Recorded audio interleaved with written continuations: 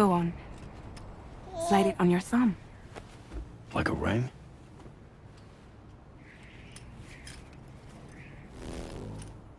Huh. Try sticking your thumb out, like you're giving me a like.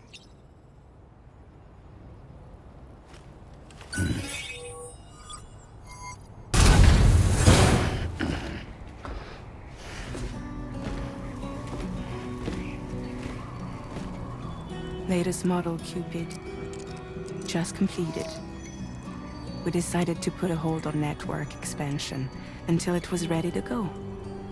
Like last time, you'll be using it to welcome people into a whole new world.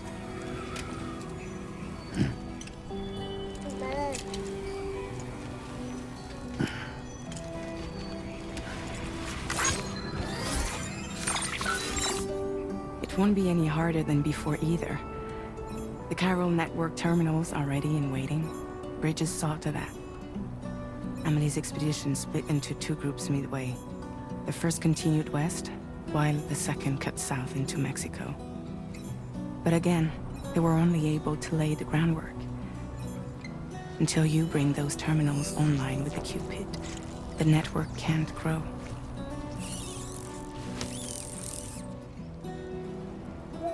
Hungry? No. Oh. No more baby food for you.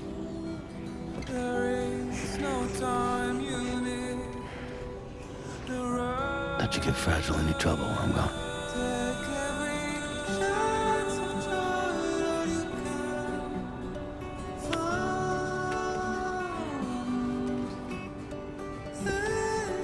Don't you break my kid.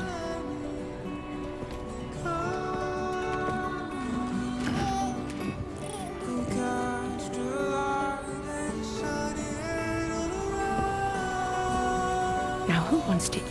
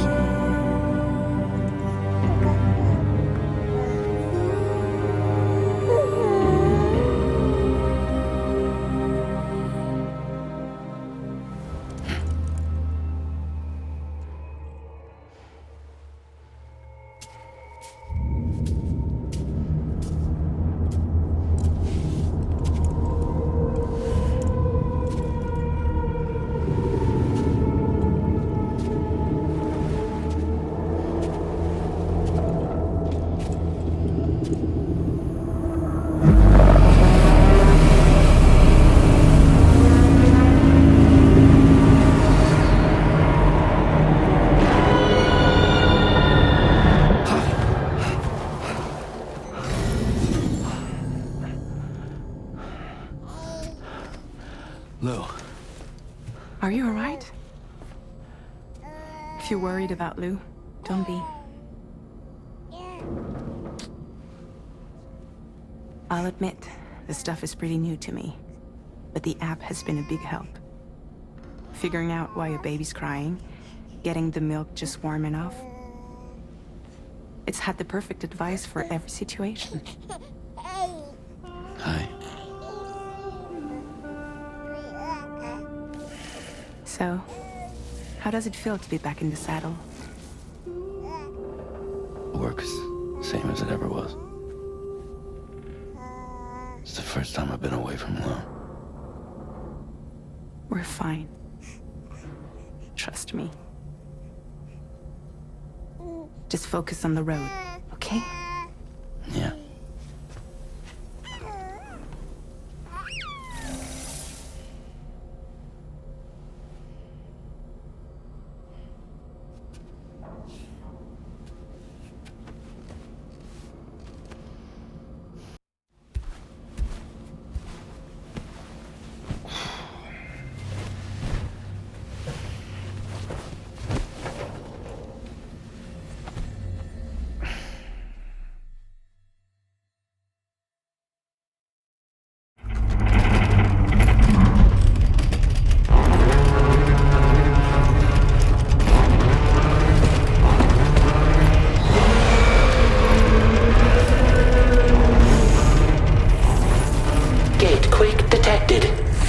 Shelter immediately.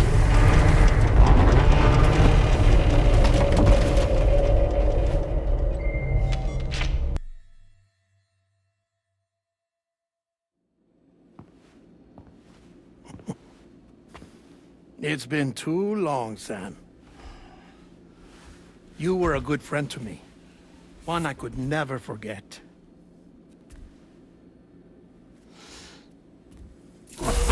Which is why I took steps to ensure that this message would only play upon your arrival. The sensors were set to scan for your biometric data.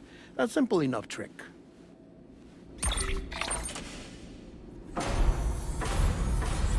Now, this was originally a geophysics laboratory established for the study of earthquakes.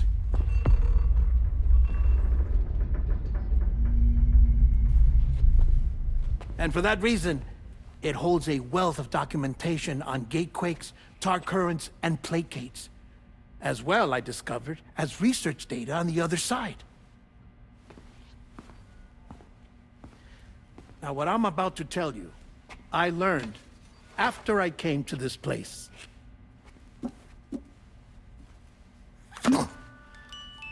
Imagine that this is the lab. Though it's relatively close to the northern tip of South America, the continent is entirely cut off from us by a tar belt. And so we have no idea what's going on down there.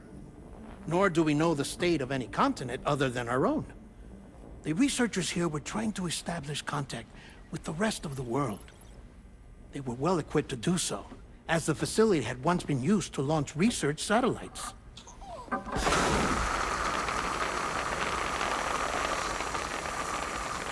So they tried launching a variety of probes and drones in the hope of obtaining observational data, with no success.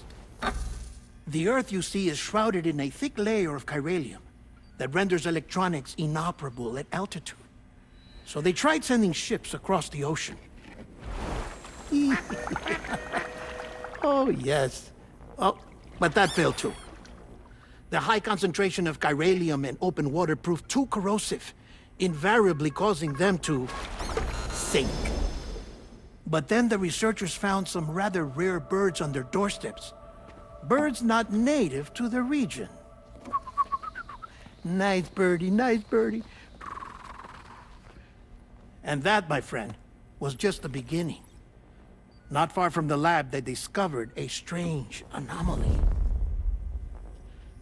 Well, the surrounding area was heavily contaminated with chiralium. Yes. This is beautiful. The researchers would later dub the anomaly a placate. But further investigation revealed that it came into existence when you began to expand the chiral network across North America, and that the gate grew larger in tandem with the network itself. What started as a tiny fissure in space became so much more. The researchers duly installed cameras to study the gate and its surrounding area.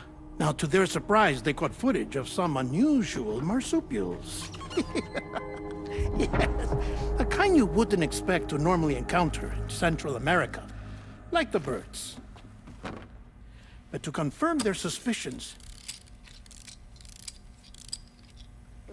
they sent an autonomous robot through the gate. The soil samples it collected were consistent with the archived geological data from the Southern Hemisphere.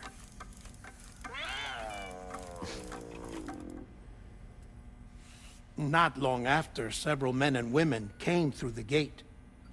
They spoke English, and they confirmed that they had indeed come from faraway Australia. We finally knew the world outside North and Central America had survived. Ours was not the last bastion of humanity, but Australia had suffered the death stranding too. Undeterred, the researchers began working closely with Bridges and conducted a series of tests, paving the way for an expedition to Australia that would lay the groundwork for chiral network expansion. After they had first installed surveillance equipment, that is, so that the gate could be monitored from the Mexican side, a necessity to this day as Australia is not yet connected to the chiral network. The UCA may not have dreams of conquest and control, but they aren't about to let just anyone use the gate. Indeed, that's one of the reasons they were so determined to connect Australia to the network in the first place. Well, I suppose that's all I have to say about the plate gate. There's something else that I need to tell you, though. Something far more important. Mind if I pause it here? I have to go take a shower. Gate quake detected.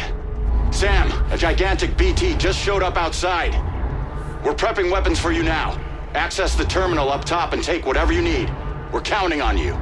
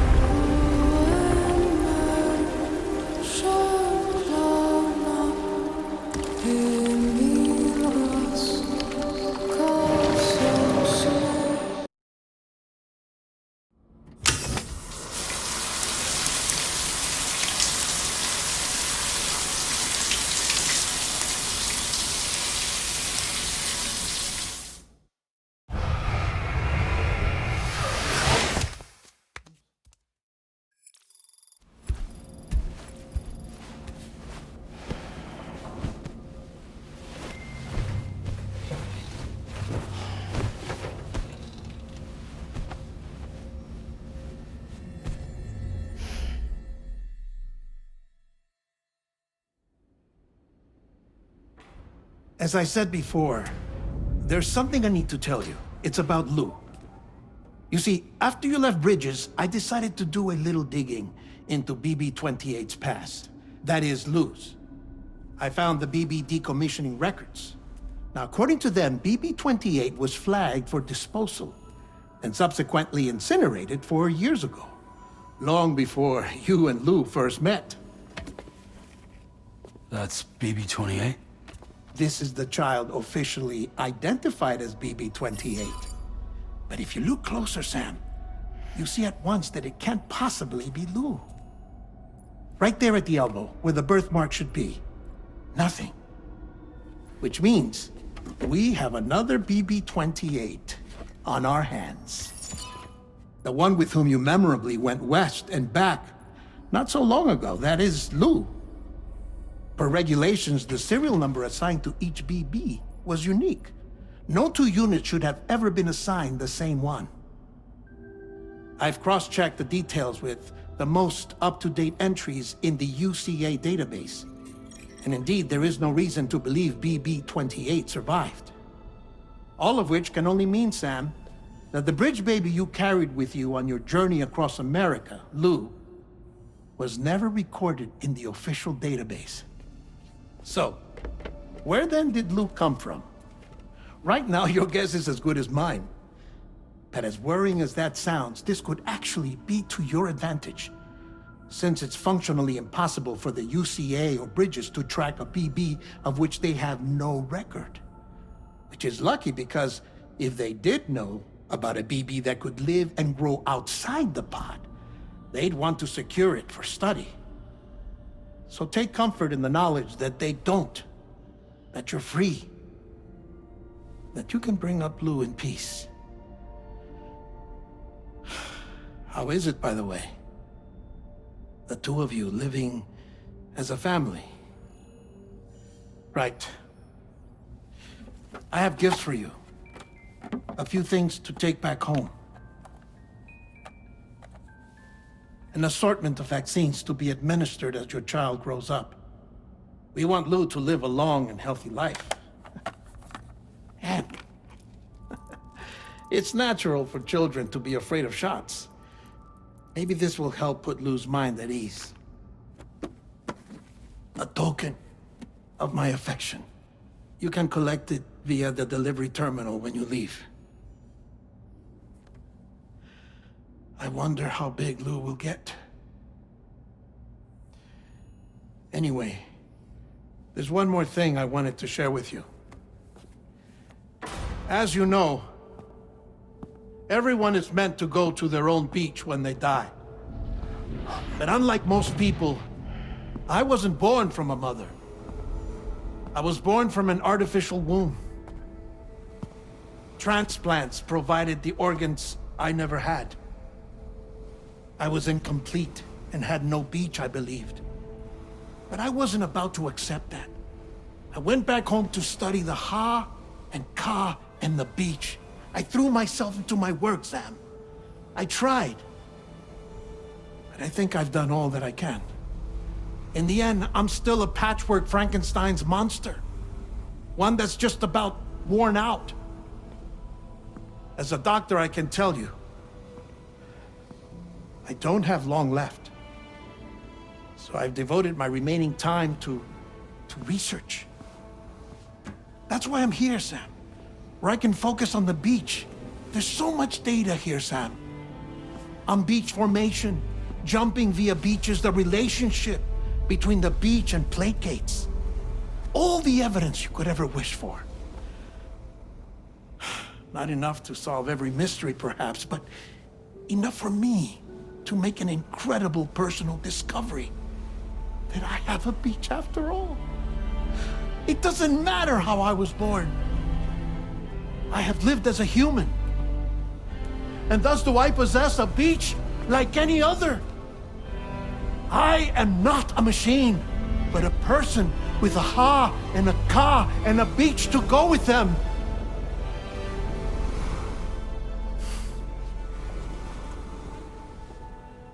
Lastly, I have a confession for you, along with a heartfelt apology.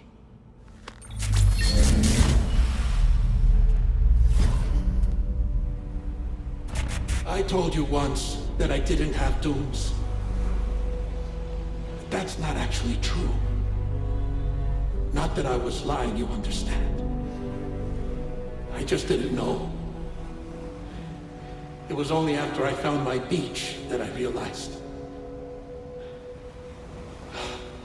Chiron's allergic reaction. I can feel it getting closer. I'm off to the beach, Sam. To my beach. Take care of yourself.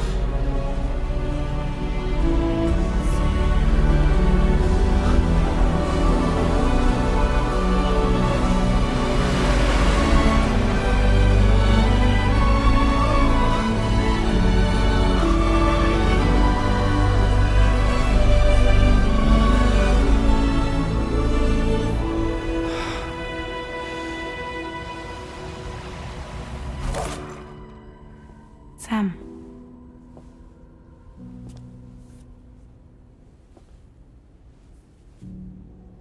Did you know about this? No. It's news to me, too. I'm sorry that that man is gone. But he would have been pleased that you managed to extend the UCA network all the way to his lab. Thank you, Sam.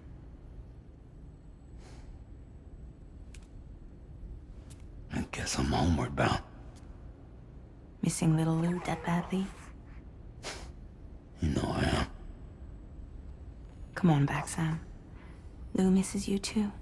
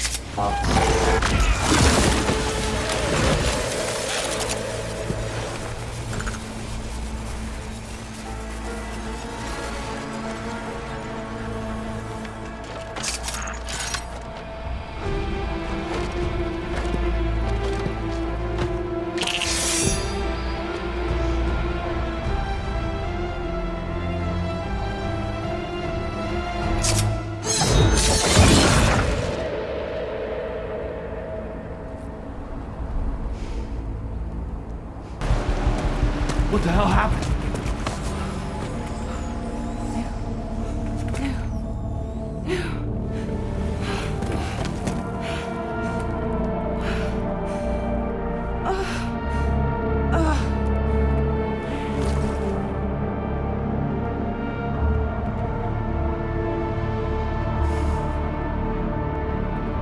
Lou.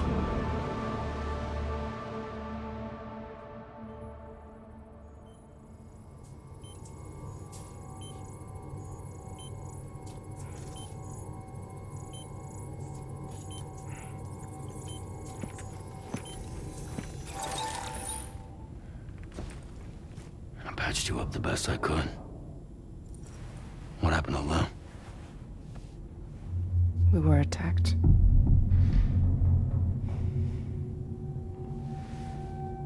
It all happened so fast.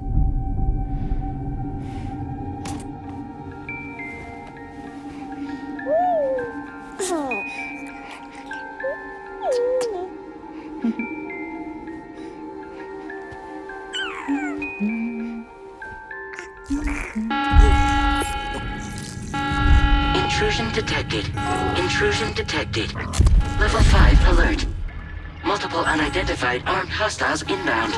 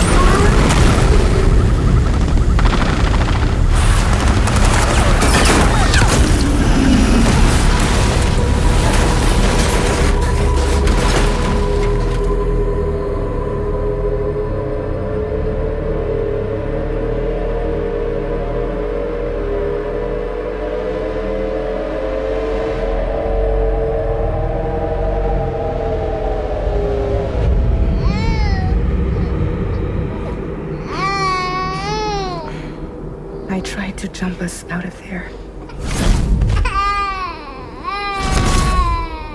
But I could only take my equipment with me. And I couldn't possibly think of Lou like that. There was no way for the two of us to escape together. The best I could hope for was to jump Lou out. Just Lou.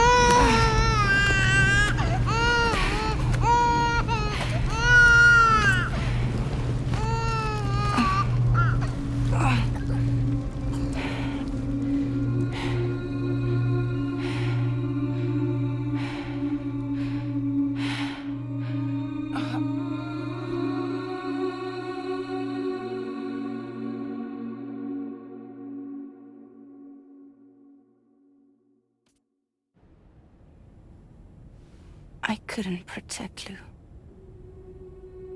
I am so sorry. So sorry. I'm sorry.